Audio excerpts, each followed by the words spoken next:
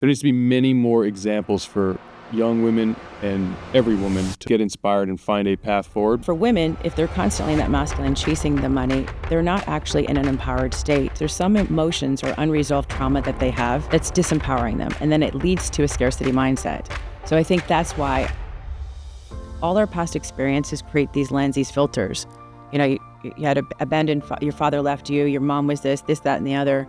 And if you don't deal with those things, they eventually will catch up to you. And for men, I think they don't look at how important that success is until they make the money, and then they realize the money doesn't fill that hole and void. Then they're like, okay, what's next? A lot of people go after success and they think it's gonna fill them up. Or for me, it was like validation. It was like, okay, I didn't realize that I was chasing success that way. I had a lot of unresolved trauma in my life that I had dealt with. And so a lot of that was like gunning my success, to be honest with you. It was the fuel for the success, because when you don't feel good enough, guess what? You keep going to get the degrees, you keep going out for the success, but it's like a colander. Every time it goes in, it goes all the way out. And it's like, okay, well, what's next? People live with blinders, and they go through life thinking that if I get all the success, it's gonna make me feel this way, or I will feel this way, and it's never enough. So I realized in that moment, I found out it was not enough. I had to search for something different. And I was just going through my head, hoping to check off all the boxes, and yet I wasn't connected to myself, my identity of who I was. So I couldn't feel into any of what the success was. And anything that we're searching for is so that it will give us something to feel. And most people are disassociated with the emotional state, so it's always just checking here.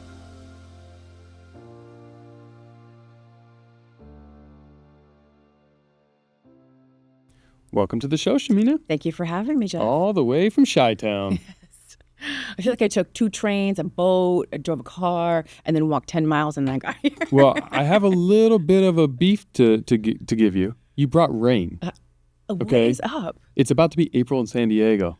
Like, stuff is falling from the sky, and I don't know what it is. Seriously, I came here not thinking I needed an umbrella, and I was wearing like one of those thank you, come again bags on my head, no joke, to get to the car. And I'm like, I thought it never rains in California, but here it is. I brought the moisture. What's an umbrella? Sorry, I don't necessarily know what that is. Something people in Chicago use all the time and have them everywhere you go. Well, keep that in Chicago, please. My property values are going to go down if we keep getting this rain here. No, but thank you for coming all the way from Chicago. We got to meet briefly for the first time just over at in Florida. It was in Florida, right? Yeah, it was Florida. Yeah, Florida. We were at a dinner, a VIP dinner, and we got to meet. And I was enamored with your background and your story and your success. And I had obviously heard the name, but never got to meet Shamina in person. So thank you for coming and being on the show and sharing, what has made you so dynamic and successful with our audience. I think we can all learn from you, and especially I love that you are laser focused on empowering and helping women. As a girl dad, I think that there needs to be many more examples for young women and every woman to look into and look at and get inspired and find a path forward, because the world has created false narratives that has provided glass ceilings, and it's keeping them locked down. So thank you. You're welcome, and I agree with you. I have a young woman too that's a daughter, and I'm all for it. How old's your daughter? She's 17. She'll be 18 in a few months. She's leaving the coop. What's her plans? She's going to Kentucky. Oh. She's a cheerleader, so I know she's going to Kentucky. And my son's at Iowa, University of Iowa. So yeah, she's amazing. Actually, a video just came up, and memories on Facebook talking about how we trust people, and it's just it went viral. And looking at her now 8 years later, and the emotional intelligence and the confidence that she has to go out in the world, it's amazing, because kids don't listen to what you do. They watch, they don't listen to what you say. They watch what you do. And so for her, she's just mimicked my behavior. And now I've had them so independent now that she doesn't need me, But that's what you want with your young women, especially, that they feel like they can go out there and be fierce. I mean, it's so true how you just said that. And I saw some meme, and I'm going to butcher it, but it's basically saying something to the tune of, you spend your life helping to build your children, right? Who you can't live without, to be in a position for them to live without you. Yes. Right? It's like you're building your own heartbreak. Yeah. It's the worst pain I've ever been in was when my son went away to school. I was getting pedicures, and they were like, "What's wrong?" And I'm like, "My son." She's like, "Oh, she thought she did something wrong." I was literally crying everywhere. And so it's like your abandonment wounds, if you have any, they all like surface to the level, like, up here, and it's like, okay, you deal with your shit now, kind of thing. My oldest is in college, and my wife definitely has gone through those same emotions. And, I wouldn't say that I broke down crying, but there's definitely times I'm like, I wish my daughter was around and here. But then I see her, shining and living her life, and that fires me up. Yeah, that's true. So let's get into it, because you have such a you're an answer to a lot of the things that people hold as a reason why they can't. You were a lawyer, yes, and you're no longer a lawyer. Well, you always have your degree. As a guy with a law degree myself, I understand. Really? Yeah, Oh, that's awesome. the JDs. Yes, JD's up in here. Yeah, which is just an expensive piece of paper we have on the wall. Seriously. But when I was learning more about your background, you had that breakdown on the yoga mat that kind of pivoted you away from the traditional way of the world to where you are now killing it. Now, there was obviously something that led up to that moment, and I'm not sure if you've identified what that is or if it was just a culmination, but you had a very major life change on a yoga mat, and I don't think I fully understand what was stopping you from loving the life you had prior when you were the lawyer, when you were doing that. Did you feel that you weren't having the impact you wanted? Did you feel that there was something missing? Well, yeah, there was definitely something missing. I feel like a lot of people go after success and they think it's going to fill them up. Or for me, it was like validation. It was like, okay, I didn't realize that I was chasing success that way. I had a lot of unresolved trauma in my life that I had dealt with. And so a lot of that was like gunning my success, to be honest with you. It was the fuel for the success, because when you don't feel good enough, guess what? You keep going to get the degrees, you keep going out for the success, but it's like a colander. Every time it goes in, it goes all the way out. And it's like, okay, well, what's next? And you don't sit there and celebrate your success, because it's like, okay, what's next? What's next? What's next? And when I was on that yoga mat, I realized that when my girlfriend was talking, and it was like the third time I'd done yoga, she said, are you happy? And do you feel, that you've done blah, blah, blah? And I'm like, I'm not happy. I'm like having this breakdown right now. And I realized like all the things that they say you're supposed to have and what I was going for in my life, they still didn't make me feel some kind of way about myself. Happiness had eluded me. And so no matter how many cars, what we had, nothing felt good. So I realized that I was disassociated with my emotions, because I'd gone into survival mode. I'd shut down my emotions. I numbed myself out. People use drugs, porn, drinking, all these things to numb their emotions.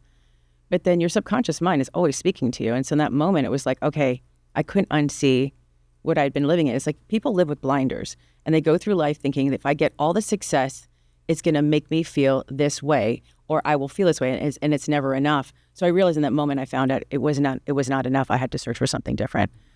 And that's when I started reassessing my whole life. I'm like, how did I get to this? My ex-husband and I were a power couple. He was, he had his own business, I had mine, but yet we'd become roommates. He was, sleeping in another room and whatnot. And I realized that the marriage was just a byproduct, like falling apart of me not working on myself. And so that led me on a road to find out, how did I get to this point? And the point is that I did not learn how to manage my emotions. I was all in my head. And this is where a lot of women come in, where they're very masculine and they're very driven, and they're not using their superpowers, which is our emotions. I truly believe our feminine energy. And I was just going through my head, hoping to check off all the boxes. And yet I wasn't connected to myself and my identity of who I was. So I couldn't feel into any of what the success was. And anything that we're searching for is so that will give us something to feel. And most people are disassociated with the emotional state. So it's always just checking here. So, okay, I have a bunch of things I have to ask you. First, you say success. What does that mean to you, and when you define that word? When I'm showing up as the greatest version of myself, achieving the goals and the things that I came here to do. Like, I'm always putting in the effort that I know that I could have, and then that it's making me feel a certain way. Like when I serve other people, that's when I feel amazing. So I don't chase money. I chase how it makes me feel. And so if I'm changing someone's life by the work that I'm doing, that's success to me. And my children having emotional intelligence, that's success to me. Me not living under a mask anymore and hiding who I am and living an aligned, authentic self, that's success to me. Also having a best-selling book, a top-rated podcast, making millions of dollars. No yeah, deal. But those things too, but those things don't define me. Mm-hmm. If I die tomorrow, did I live up to the things that I said I was going to do today? And yes. And then how do you feel that most people define success? Things. Accolades. Who do I know? What rooms am I sitting in? Mm-hmm. They have a persona of trying to get other people to think that they are more important than they are, because they have not found that importance within themselves. Yeah. I mean, I was definitely guilty of that for a while too. So I can see that as a traditional definition because I also chased things for a long time, thinking it was going to make me happy until I realized success for me is actually the journey of it. It is. The result at the end is kind of sad because now it's over. It's like the end of a movie. But you can still celebrate it. You can. And I need to figure out how to be better at that because that's one of my weaknesses as a human being, that I am very bad at celebrating the result at the end because whatever you celebrate replicates. I hear you. I don't find that in my journey so far, but I'm working on that. Okay. I'm working on it. I mean, because what I have found success in and love in is the pursuit of thing, whatever that is. Yeah. Hike mountain, raise children, build business, sell acai bowl, have show. I love the process of doing it. I love doing it. When it's over and you've achieved it or not achieved it or whatever, the Super Bowl, you can win the Super Bowl, but the season's over.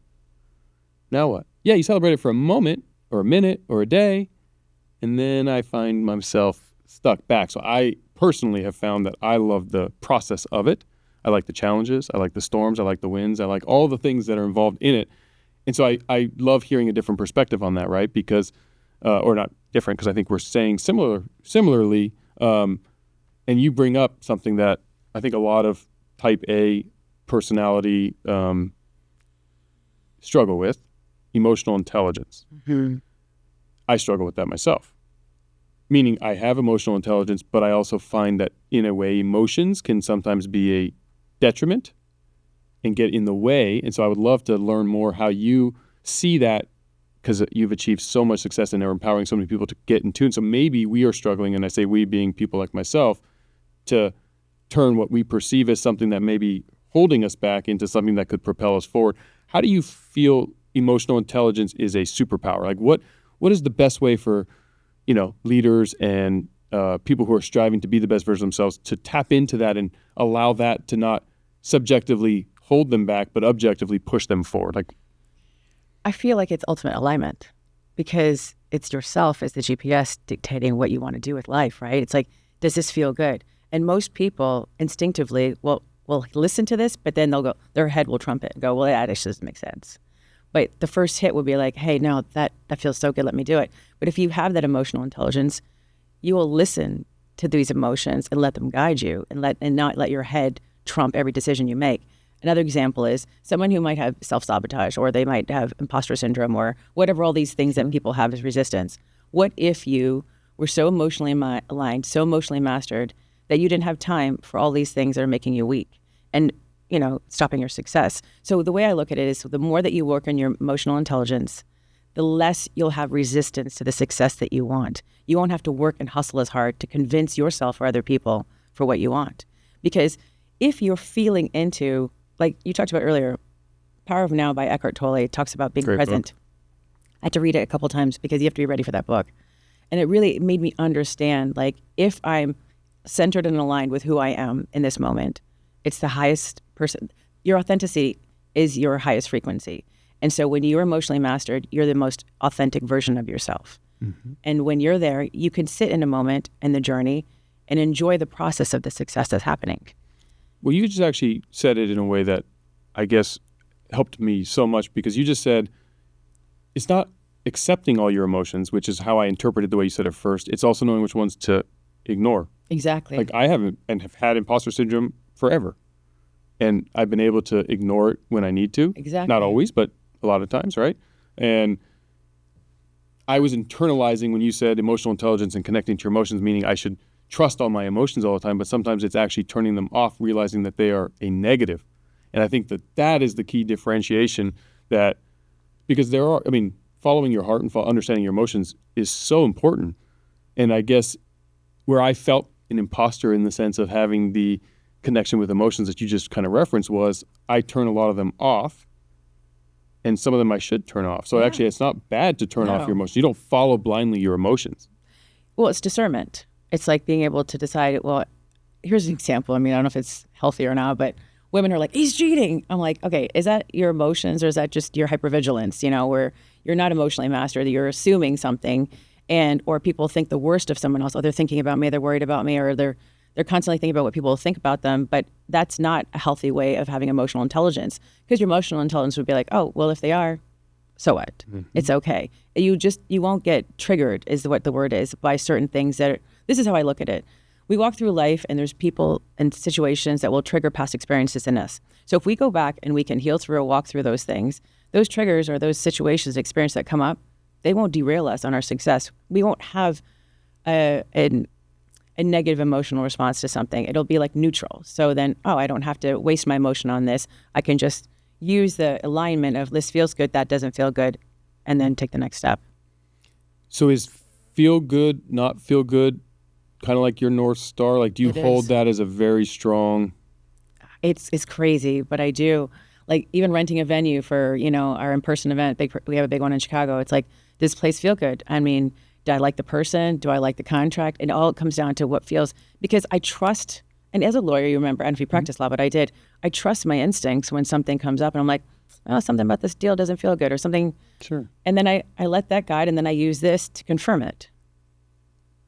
But what about the times when through business, right? Yeah. Especially entrepreneurship, which is a lot of not always feel good, but eventually. Right. I treat it like being in a storm on a boat, right?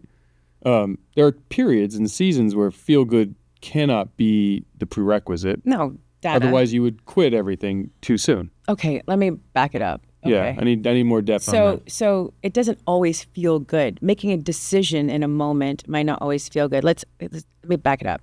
So I look at alignment. If something doesn't feel good to proceed with, then I don't proceed with it. Like if something feels off. Yes. And if feels good, I'll proceed. Your team, talking to your team, and someone's made an error or something, and you have to be a leader, that doesn't always feel good, but alignment will come from you doing the right thing emotionally, because it'll feel worse if you don't take care of it as opposed to if you do. So that's what I'm saying. Like, sure. You can feel when people are off. I do it with everybody I work with, even the clients that I work with. I can feel an energy of them, and it's like, okay, something's wrong with him or her. Let me figure it out. And that's why I use it as a guidepost. Okay. That's what I'm talking about. Okay, because I have a firm policy for myself, which is I try not to make a decision when I am emotionally charged, good or bad. Emotions are high, intelligence is low. Yes. Yeah. Yes. Absolutely. So that's what I'm talking about. Okay. So if you get upset with somebody, the last thing you want to do is contact them. I always I started this years ago with my brother, because I used to be a little bit of a hothead, No way. Yeah, a little bit. I don't see it. Yeah, and a lot of it. And so my brother would be like, "Did you text that person yet?" I'm like, "No." And he's like, "Okay, good," because I would be pissed off and I'd be like, "Da da da," And he's like, "Let's take a breath." And then I started walking through it. I'm like, "Okay, put all your emotions out. Get angry, get upset, put it in my notes, or yell or cuss and get it out. And then after the emotion has subsided, then with clarity, I proceed." And so that's what I feel emotional intelligence is because a lot of people are reactive instead of responsive. And so once I learned to be responsive, everything changed. Then I was playing chess. Then I had the power. Then I could see how people's behaviors were. And I could be like, oh, that person is reactive. Well, I know what their touching points are. And it becomes really powerful when you start doing this, because then when you read people, you can, like he's reading me all the time, when you can read people, it's amazing, because then you can decide whatever's on paper is one thing, but whatever they're telling you non-verbally is a whole different ballgame. Well, that's really where the communication happens. Absolutely. People think we communicate with our voice. It's really not. Right. Right. And if you're in sales in any capacity or in any way, shape, or form in the negotiation or litigation side of the legal world, I mean, it's the other cues. It is. Because you can bet on people. Words can be spoken that mean nothing behind it, right? Actions and energy are kind of the ones that show the real truth of what you want, what you will do. So why specifically women? Since I feel like you have a superpower, which is to empower, and I love the fact that you are a voice for women. I believe men need help in this world just the same. Every man would tell me this too. I mean, like every time I talk to them, they're like, why are you just singling out us? Like my book is called Unlocking the Quantum Woman. You know how many men have read it? I ordered it. Did you? It hasn't arrived yet. Oh, you'll love it. And so I was hoping to have it here because I wanted a signature on it. But I have a book. I'll give it to you, a signature though. Okay, see, that as a little, that's that underlying thing. So I'm going to get it. I've got it over there. I'll give it to you. Okay. But the thing with it, they said you should rename it Unlocking the Power, Unlocking the Quantum Man, or sorry, Unlocking the Quantum Person. And the thing is about it is that I feel like women particularly, we've been told that we have to be masculine. We have to be, don't show too much emotions. You know, even when we were younger, I don't know about you, Jeff, but your parents didn't go, hey, Jeff, how are you feeling? Why are you crying? No. Are you upset? Like, no one cared about that. It's like, how fast can you run? How quick can you do it? Show up, stop crying. I'm going to give you something to cry about is what I heard. Yeah, in the 80s and 90s, it was emotions were never to be spoken about. Ever. Especially as a young boy. Never. It was impossible. No, right. And so I think a lot of men bottle that up, and like for a man to, you know, the safest place is with a woman who's emotionally mastered, so he can feel like I can finally feel something, and that's where that greatest connection and comes out. But for men particularly, they need a safe place, but women do too. And I think women don't realize that they can let their guard down. So a lot of them have some sort of experience in the past or something that they've gone through. May not have been the depths that I did, maybe worse, but they've put on a shield now. And so they put this shield on, and they think that being, a ball buster out there, I don't know how else to say it, balls buster, I don't know. Think whatever you want. Or showing up very masculine, people will take them more seriously. And it's actually the opposite, because they're so cold that people can't feel them. And this is not an empowering place. I bring it into money. This is why I empower them, because I feel like money is masculine. It protects us, takes care of us, it's security, provides. And the way that we receive it is in that feminine energy. It's like, okay, I made it. I did the thing to make the money. Now I just, I wait for it to come in and kind of thing like that. Now for women, if they're constantly in that masculine chasing the money, they're not actually in an empowered state, because there's some emotions or unresolved trauma that they have that's disempowering them. And then it leads to a scarcity mindset. So I think that's why if I in a roundabout way, when I go to a woman and I realize that, okay, you've been successful, but why? And now what's underneath that success? I get to it. Okay, it's probably some stuff she needs to work on. I'm not a therapist. I'm just teaching people what I did, because I was literally the most closed off ice queen woman that you could ever have found before, And so if it worked for me, it'll work for every other woman out there that's highly successful. And so I realized, okay, you might have some root issues in here, but when we work on it, what it does is it opens up more cash for her. Like women will be making $100,000 a month and then start making $400,000 a month, because they create these limits and these ceilings in themselves because they don't feel good enough. And so this all ties back into their trauma. And that's why I empower them. But why not men? Well, I can do it with men too. I think men don't. I'm saying, why isn't there a second program or a second Shamina out there? I really should do it. I mean, I'm waiting for my guy to come, so hopefully he'll help me with that. But I feel like for men, and especially, what's crazy at that event in Florida, a lot of the guys that we're talking about, I had the car, I have Lamborghini, I've done all the success, and now they're having this awakening process where they're realizing none of that fills them. And I said, the only way that you can actually work through that is to find you. You can drink the Aya and all the little drugs that are out there right now, but... Do you say drink the what? The ayahuasca, the whatever they're doing now these days, these kids doing. I didn't do all that. I did the Aya, but I didn't do all this other stuff. Until you figure out who you are and why you're designed the way you are and why you think and the lens that you see life through, because all our past experiences create these lenses, these filters. You had abandoned, your father left you, your mom was this, that, and the other. And if you don't deal with those things, they eventually will catch up to you. And for men, I think they don't look at how important that success is until they make the money, and then they realize the money doesn't fill that hole and void. Then they're like, okay, what's next? Okay, I'm going to ask you this question. This is not a personal view, but I'm going to challenge this thought for a minute. Yeah, sure. What if we're so far advanced as a species now with technology and tools and fridges and ovens and things that make it so we don't have to, because money became hunting, right? Yeah. Caveman days, hunting wild animal, you get it, you don't, you live, you don't. Now the hunting in America in capitalist society is resources, it's cash, it's capital. Yeah. But now all of our basic needs are met. Is it possible that we are at a point, the reason why we are all dealing with past traumas, and we'll use that term, is because we have so much comfort in life that we are able to now focus on things that happened yesterday, and they are showing themselves because we don't have the daily adrenaline for survival. Survival is almost a foregone conclusion from the basic needs necessity side in America and in most first world countries, that has created an environment where now we could spend a lot of time in our emotions, in past traumas, where 1,000 years ago, you don't have time to think about that your dad left you or something else occurred because you either hunt and kill the gazelle or you don't eat tonight. Basically. Yeah. Yeah. But I mean, even 10 years ago, 20 years ago, I mean, we don't have to go back that far. Well, 10 years ago, it was not PC. We weren't. It wasn't societally accepted to talk about it, but I still feel like those were there because when you look at how polarizing and I'm going to use the word incorrectly for the context, but I can't think of a better one, emotional the world has become in the last 10 years, there's such a divide between people now, and part of me feels it's because we're too much in our emotions. I mean, yes and no. I agree with you. I mean, actions are important, emotions are important. I think it's both. I don't think it's one or the other.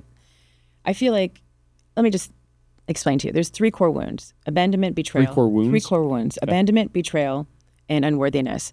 I can look in someone's business and I can see their cash flow. Mm-hmm. And for example, I was talking to a gentleman actually, and I said, well, how's your cash flow? And he was saying, well, some months I have high, sometimes they're low, sometimes they're high. And I'm like, did your dad ever leave? Like, he's like, funny you should say that, actually. And then we went in and he had an abandonment wound. And it's like he just didn't feel, because if money's masculine, if he never felt safe with a masculine energy in his life, feeling of the money coming in sometimes will evade people. They'll find reasons where a lawsuit will come up or a money lake will come in somewhere else. But if you don't deal with the thing that's inside, you are the blueprint for your life and business. So however you are thinking and feeling and whatever is going to be a weakness will show up in the business as well.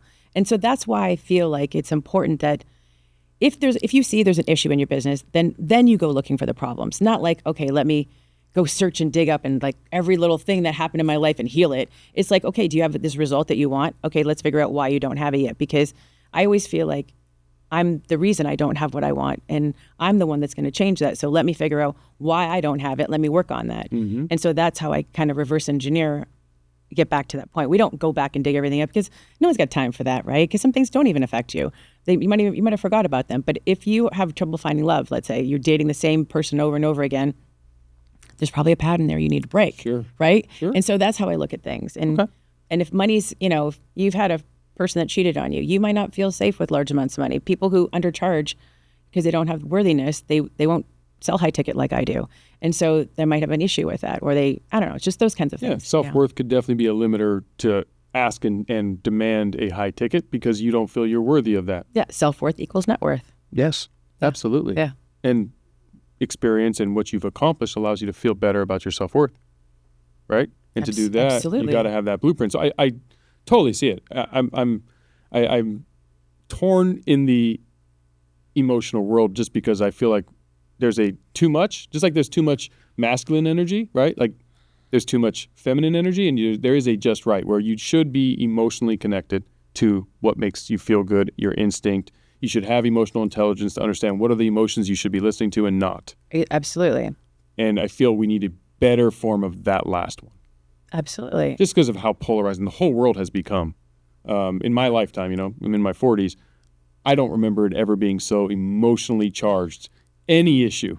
Well, I mean, any issue. Right now, people are they're a little bit crazy out there. Like it's just like emotion. Yeah, a little. Or a lot of it. But a lot of it. I mean, so.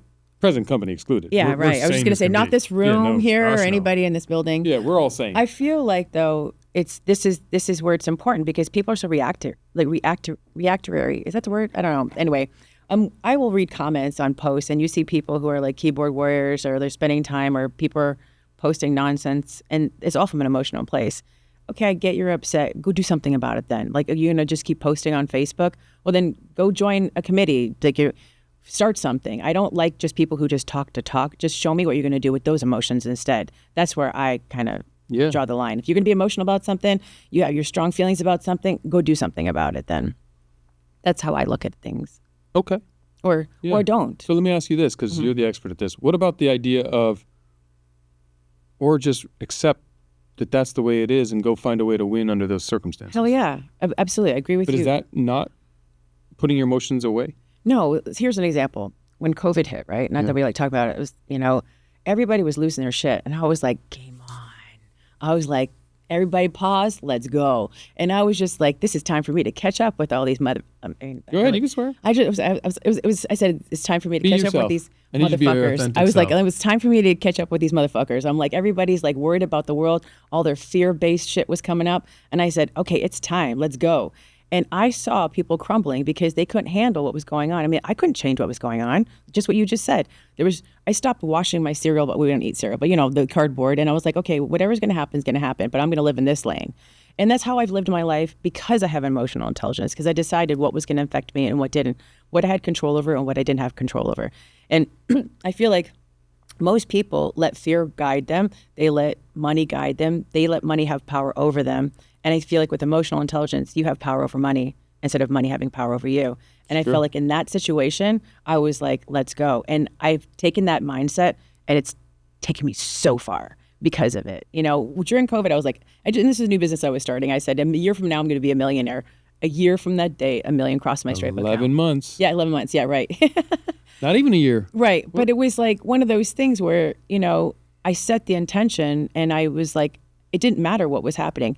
People were crying, the market was so bad last year and it was all these things and people get upset about that, get so emotional over it. And I said, okay, you can let that affect you or you can go do something. So many millionaires are made in depressed markets. That's actually where the most are. You're right. And I decided that wasn't going to be me. So last year was our highest cash year ever. So everybody else was complaining. I'm like, all right, well, I'm just going to keep doing my thing and keeping it in my lane. Louis Vuitton, everybody else was making money. So why can't we, right?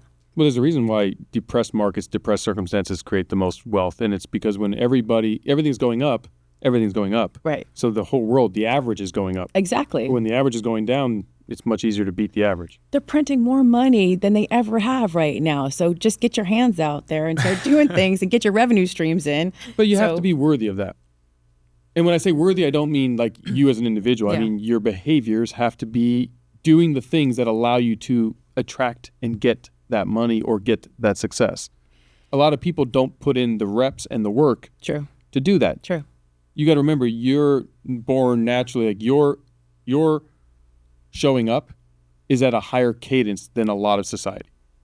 Your idea of when I do something and your standard is higher than the majority. Yeah. And that's what I'm trying to help the majority realize is they have to raise their own standard. Well, right. And so you're taking for granted what I think is one of their blocks. Okay, let's talk about it. Okay. I think that there is a 1% for a reason, and there's people who think and see things a different way.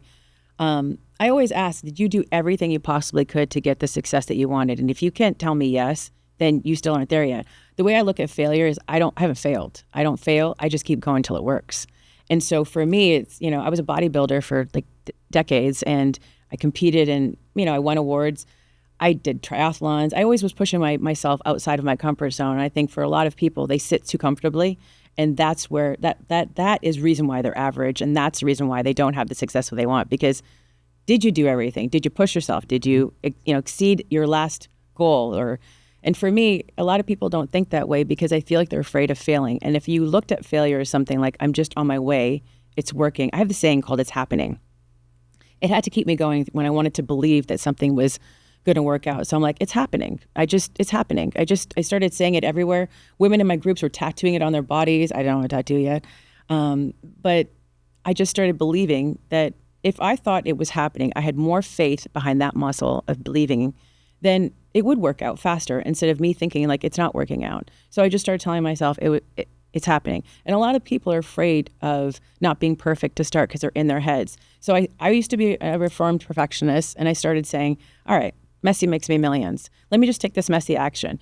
In the action is when I found how good I was at something, not sitting there planning. It was like, all right, let me do this. All right, this didn't work, that didn't work. Iterations, let's try it again.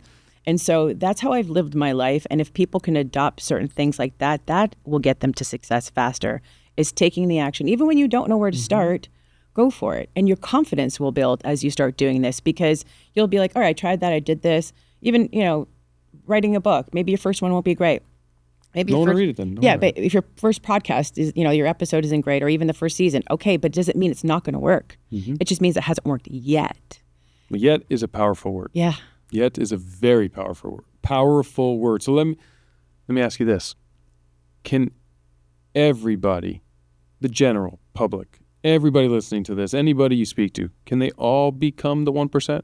No. Okay. I feel like they could, but will they? No, not will they. Could they? Yeah, absolutely. Absolutely. Okay. But I feel like, will they? Well, no, they won't, because Okay. then it would But be I the feel 1%. like That'd everybody be the new could. average. Okay, so then the 1% would change. I feel like everybody has the potential to do it. And the reason why I feel like they do is because the only person standing in the way of what you want is you. And if you say you have nothing. I had no money starting out. I was newly divorced. I was starting all over again. I was too proud to ask anybody. I had my savings and I didn't want to practice law anymore. And I had to start something else. And my bank account was crippled at some point. And I had money before, and it was like red some days. I was like, this thing is on life support. And I had to cut out everything else, but I didn't want to lose my house because I had no family living near me. The only thing that was stable for my children was the house. And I wanted to make sure that they were always my number one. My kids were always my number one. So I'm like, okay, what do I need to do? I'd done some emotional work. I knew that I had a gift to share with the world. My messaging was changing, and I was going out there. It was pivoting, leaving being a lawyer to go do this new thing, which I had no idea. So I had to have that faith that's happening. And then I was like, okay, how do I make the money? I had to really reframe my mindset around money and believe that I could make the money. I went, and I had zero money starting this business when I started. I went and I started reading books. I started taking courses when I could, what I could afford, and I reformed the way that I thought about money and wealth. And I think it's an excuse sometimes when people say that they don't have the resources, because there's so much free content online right now. If you have a phone in your hand, you have the ability to access. And even if you don't, you can go to a library. There's things that you can do. And people want the success. It's just how bad do you want it. For me, my back was up against the wall. I think women who are married, they have a safety net with their husbands. I think for me, I was worried about losing my house. So I had no choice. There was no plan B for me. This had to work. That was it. And that mentality is why it worked for me, I believe. But if we're going to be true to ourselves, yeah, and we're going to really look into who we are, we can't all be the same thing. Meaning, I could want to be a basketball star all I want. I'm 5'9". It would be very hard. Doesn't mean I couldn't have done it if I had. You could have. Possibly. Yeah. Possibly. Very small percentage, but possibly, right? It's a league of very tall human beings. Could I have developed the skills that were so damn good that, watch me? Of course, because I love the saying, for everyone who says I couldn't based on my set of circumstances, someone took that same hand and won, right? Yeah. Someone took those circumstances and won. And look, Muggsy Bogues was like 5'3" in the NBA. So right. Could it have happened? Possibly. But if I was going to be true to myself, my strengths, and who I am, I believe making money, and we're going to use that in the context of more entrepreneurial, more self-starter, outside of the traditional, I work for company, I grow in company, I'm a leader, I'm a division head, I work my ass off, I show my value. Not everybody has the hunting, make money directly skill, because some people are the best coders in the world. Some people are the best accountants in the world. And that doesn't mean that they're going to be able to create the way you and I internalize it or externalize it. So my question to that, when I asked, could everybody do it, is everybody who has that innate, that's who they are. But what about the people who maybe don't have that as a true strength? And how do they lean in and, we'll say, win, knowing and recognizing that for them, it's like me trying to be an NBA star, where my natural gifts make it very hard because I wasn't born with the raw blanks. Well, it's changing their mindset around it would be the first thing, I mean, do you want it? I mean, and how bad? And how bad? I mean, a lot of people don't even let themselves dream big because they're afraid of not working, or they're afraid it would never happen to them because of their circumstances. And then there's those that are born with no arms and no legs and out there doing amazing things in the world. And hiking Mount Yes, seriously. And like skiing and doing stuff. And I'm like, okay, I'm living. Every time I see something like that, I'm like, you better never complain about going to the gym. Like you have 2 working legs and things like that. And I think that it's their mindset. It's the expansion of, is it possible? And I feel like some people will get the spark and then they ignore it. But what if you let that little spark and it became a fire and it fueled you to the next thing? And I feel like majority of people look at money in a way that it's bad and it's not healthy, and they have a very corrupt way actually of thinking about it because how they were raised. So they don't actually look beyond what they could have. Money it's a powerful tool. It's done so many things for me and being able to create the expansion and the impact that I want in my life.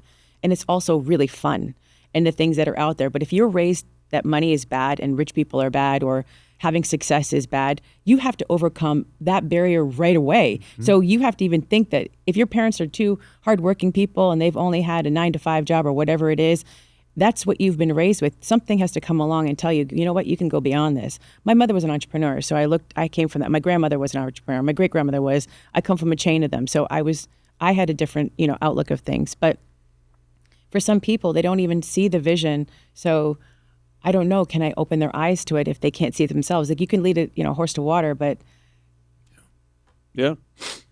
And that's just really what it is. I don't know what your background is and how you did this, but it's like, I wanted to change my current life where I was at. And I knew that I found a way to do it, so I was going to do it the best I could. Yeah, no, I had zero entrepreneurial influence as a kid. Dad, doctor, mom, teacher. That's it. Friends, parents. I mean, that word didn't exist when we were growing up. Entrepreneur. I didn't hear that word till I was in law school. Wow. I was business owner. I was hustling from a very small age. Yeah, no. I mean, I was hustling, but the word entrepreneur was never heard in my life. I mean, it was business owner. Yeah. Right? Yeah. My mom jokingly says when I was like 12, I used to print these little things and go door to door trying to sell them. See, I was the same way. But it wasn't entrepreneur. No, right. I thought that was sales. Right. Yeah, sales. Yeah. Like the word just never came. So people listening, and we're going to, for now, men are not part of the empowerment movement. They are. With Shamina, though. Well, it's so funny. Soon. Their husbands listen to my work, and they change. Yeah, they listen.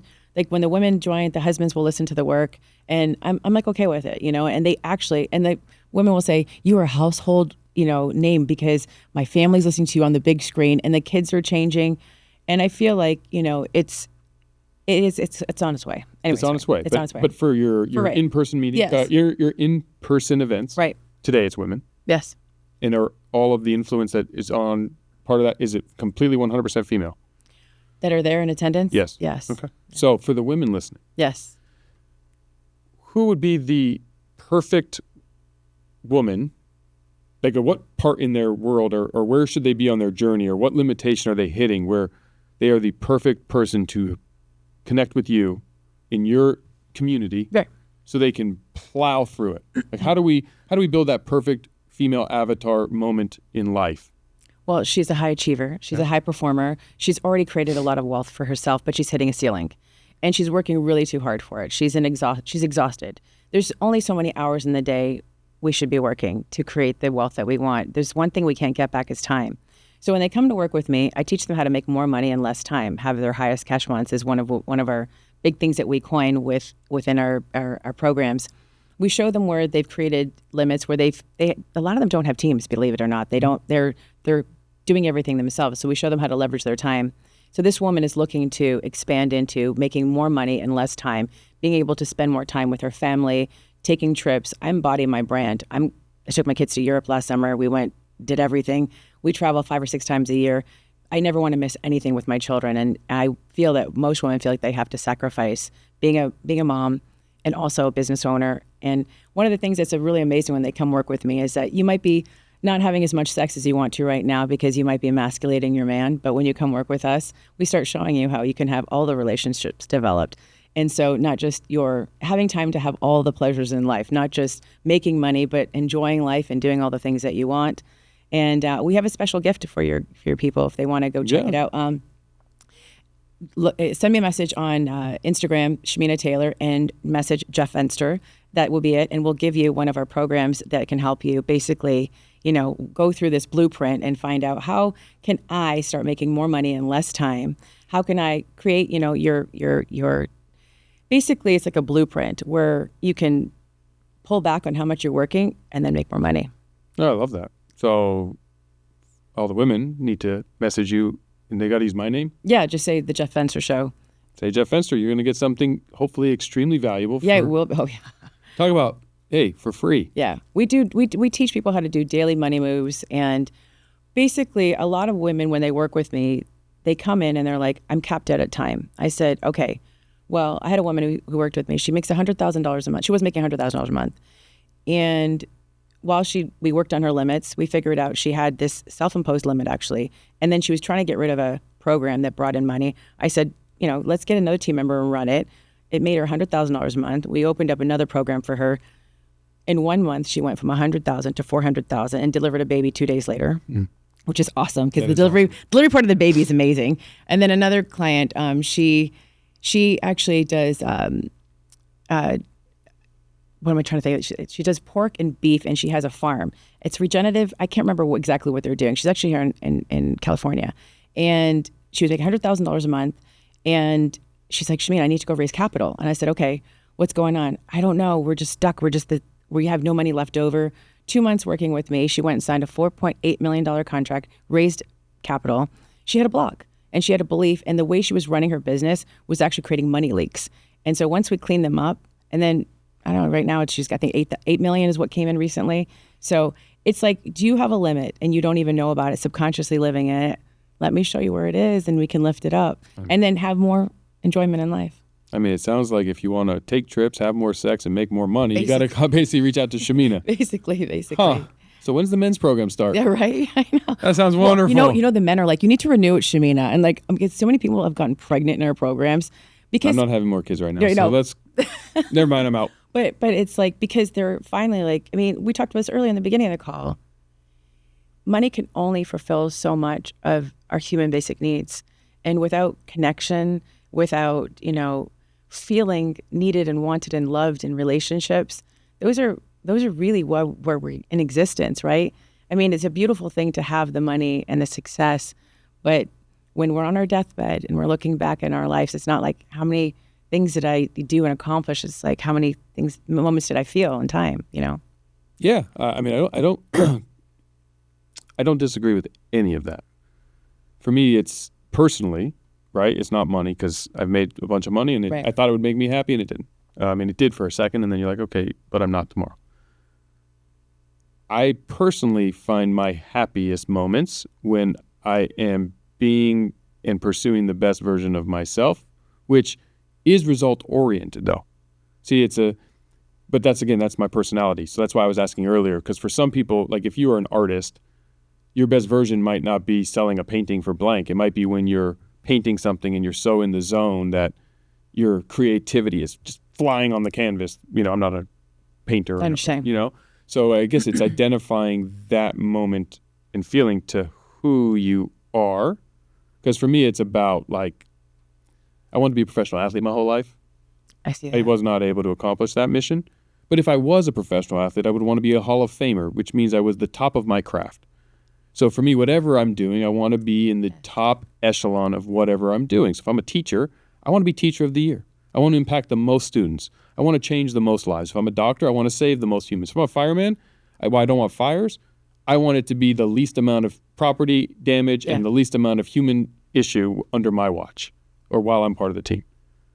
So I think for me, that's what it's about, right? And it's not trips and it's not dollars, but it's impact in my area of focus. When I take a trip, I want it to be the damn best trip we ever took. Well, yeah, but that's me being the best mom I could ever be, and being a single mom. Yes, that was something which is very hard. That's what I wanted to show my children. It's like, people look at things as or life, and I look at them as and. Ooh. And so if when growing up, they say like, what lollipop do you want? And I wanted both. Mm-hmm. And so I look at things as both. That's an abundance mindset. I feel like we shouldn't have to choose. So you get to be that, and you get to be the best at what you do. Yes. So if we think we started looking at life with both, and we wouldn't have to feel like we have to settle. And so that raises the bar of what we want in our lives. And you obviously raise the bar for yourself of what you want. And I think if more people raise the bar for themselves, they'd realize they can have and or all or whatever it is. And I think we got to remove the bar. Well, right. Forget the bar. Yeah. Sure. How about absolute everything? Everything is what I love. At everything you do. Everything. Yes, exactly. Everything. So the bar is all I got. Yeah. Well, until you do something else, right? But then I'm going to put all I got into that. Yeah. All I got. Right. So it's all. I remember asking Dan one time, I was like, is it going to ever be enough? Just to see what he said. And he goes, is that, do you want me to really answer that? Yeah. He said, no, ever. And I said, that mindset is what drives people for success. I think that sometimes people will look at a successful person and they'll say, why do they want so much? Like, isn't it enough money? And they don't get it because it's come to a point where it's no longer about the money. Maybe it was in the beginning, but that comes to the point, well, if I can, then why wouldn't I? Well, and I think that they're also looking at it as like this jar that is filled. Right. And so they're saying, well, isn't your jar full? Right. And I think that on the other side of that, we don't have a jar that's filled. We don't even realize what is in there because we're not focused on that. Right. We're focused on the next thing, not the yesterday thing. Right. You can't move forward when you're looking in your rear. Right. That's why I was challenging and asking the questions earlier, because I wanted to better understand the past traumas as aware that needs to be healed. But if you spend too much time there, Right. you don't move forward. Well, this is what a lot of those people are doing to Tulum. Like they're just hanging out all day. I'm like, at some point you got to you got to take life and go do something. I get it. Yeah. And I feel like people waste too much time, to be honest with you, not realizing that they don't have to sit there so long. But if something's preventing you from keeping to do and be the best you can, that's a problem. I feel like back to what you said earlier, be, do, have. I love that because a lot of people misinterpret what that is. For me, I think I misinterpreted it back in the day when I had that yoga moment. I was like, do, have, then I'll be successful. And so I had it messed up. Now I figured it out. It's like, okay, let me be the greatest version of Shamina, the most empowered, aligned, authentic, and integrity version of myself who loves herself, be. Then I go do the amazing things in the world. Then I'll have the experiences and I'll have the success. The success feels different now that I've gone through the transformation. Yeah. And, on the yoga mat, I was missing fulfillment. That's what everybody chases, really. Like, how does it feel, fulfillment? And I have it now. Mm-hmm. And so that is the important thing about success for me. I mean, I think you summed it up perfectly. And I can't wait for you to open the Shamina Taylor opportunity for men. Because a lot of us, I think, would love to have more sex, more money, and more time. Yeah. I mean, come on. I mean, that is why we came here. I mean, that to me is like, that's the ultimate of what life is about. I always look at every day as like, what's tomorrow? Like, today could be the last. So I live and I always give it everything I've got because I don't know what tomorrow is going to bring. Well, I love it. I want more of it. So when the mail program opens up, I may have to be a small part of that or join or He's doing pretty good on his own. I would say so. Listen, there's never enough. Well, you know what? It's crazy because everybody like, why do you want to learn more? And I don't know if it's just certain people, but I am constantly going. I wake up as a student. I go back as a teacher.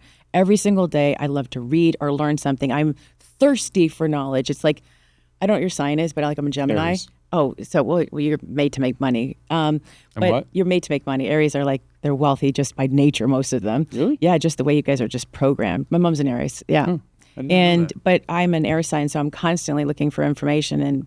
Information only is one thing. Without implementation, it's nothing. But for me, I love learning every single day. You have to. Yeah. Otherwise, you're not moving anywhere. Yeah. You're complacent. Absolutely. And that's a dangerous place to be. Yeah. So for the women who are listening, obviously, go to Shamina Taylor and either DM her, Jeff Fenster, or just go to her website and sign up because yes. More sex, more money, more time, more fulfillment. More fulfillment, more empowerment. You get to, when women leave me, they're the most empowered version of themselves. And that is what we want for all women out there and their daughters and everybody else that are in their lives. And that's true success. You just nailed it. Are you actually pushing through? Because when you hit the edge of your comfort zone, it feels very painful. It feels like you're being attacked, or it feels like you're inadequate, or it feels all those emotions come in. It's supposed to. That's because your body and your mind and your soul isn't equipped for it. It's like exercise. When I reach the maximum threshold and lactic acid is plummeting through my muscles because I'm at that last rep of my strength, it burns, I have nothing left, and I can barely lift up my shoe. Yeah. Because my body isn't equipped. But guess what happens? I push through it. My body breaks down a little bit, repairs itself bigger. The next time I can go a little further. But we somehow we get to this point where our feelings in those areas, inadequacy, all those words you used earlier, prevent us from pushing through the comfort zone in these areas. And so I think everybody should be learning from you, reading your book. I'm going to read it, even though it's for women, and you're going to give it to me. Yeah, I've got it right here. I want to show it to you. Yes, go get it. I'll get it right now. Yeah, why not? There's the... I'm going to read it. Unlocking the Quantum Woman. I really love it. I'm going to. You probably are really up there, but I mean, you'll really love it. Grab that book. I will tell you the thing that makes me feel the wealthiest, because I am a mom first and foremost, is seeing that both of my children have emotional intelligence and that I've stopped generational trauma with my children. My kids are super athletes. They've we're a big athletic family, and my daughter was top in cheer. They just won championship. My son, thanks. My son played football, and he's a D1 athlete with playing rugby now at Iowa. It's really helped them with their mindset and how they do things, and watching them. And they're in relationships now. Mm-hmm. My son is going to marry his high school sweetheart, 2.5 years. My daughter's going to marry the guy she's with now.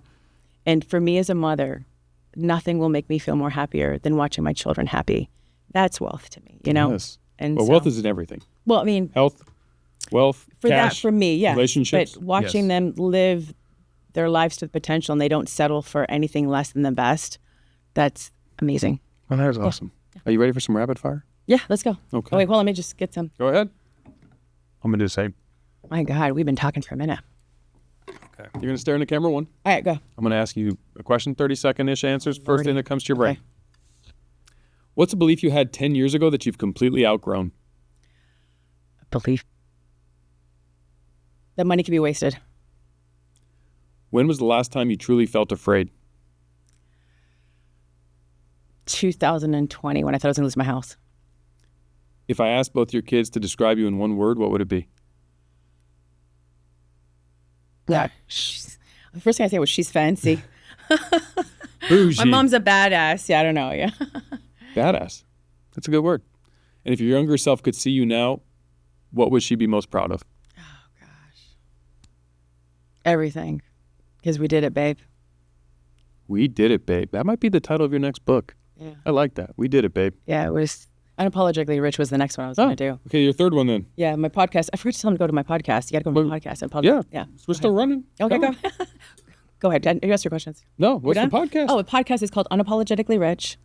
And if you're a woman who would like to become unapologetically rich, go listen to that podcast. You'll love it. It'll be like I'm your little bestie in your ear every single day when you're multitasking, because I know you'll be doing a lot of things listening to me. Solo episodes? Yeah, most of them are. We have a couple guests, but because my people love me so much, What's there not to love? Oh, thank you. So how long are the episodes? Oh, I have like 20 minutes because the women don't, 10, 15, 20 minutes because they don't like to listen very long. They've got short attention spans. Daily? Yeah. Oh, no, two times a week. 2 times a week? Yeah. What days? Tuesdays and Thursdays usually. Unapologetically Rich. Yeah. We've got a lot of reviews too. You'll love it. I'm going to check it out myself. Oh, I love the titles. Yeah, well, because we get to be. And rich is defined by whatever you want to define rich by. And rich used to be a trigger word for me before. Yeah, rich to me is definitely not money. No. Not at all. It's different. It's way different. Yeah. Rich to me is a whole different. This is whole rich, what you've created in your life and brand.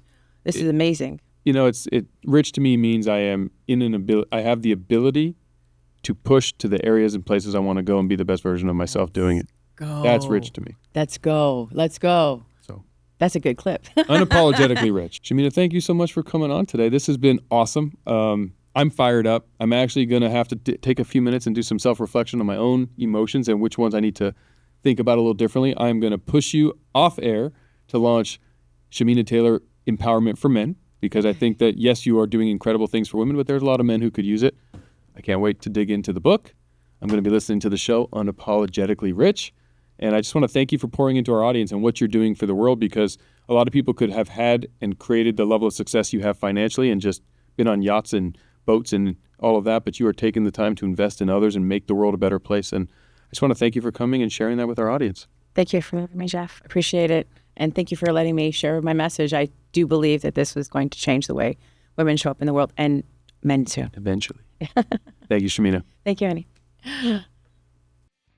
Hey everyone. First, I want to thank all of you for tuning in. And if you guys haven't heard about my new book, Relationship Bank Account, click the link in the show notes or search the title on Amazon. This book is packed with all my secrets to success in both relationships and life. Make sure to pick up a copy, and if the book helps you on your journey, let us know by leaving a review. I appreciate all of you and can't wait to see you on the next one.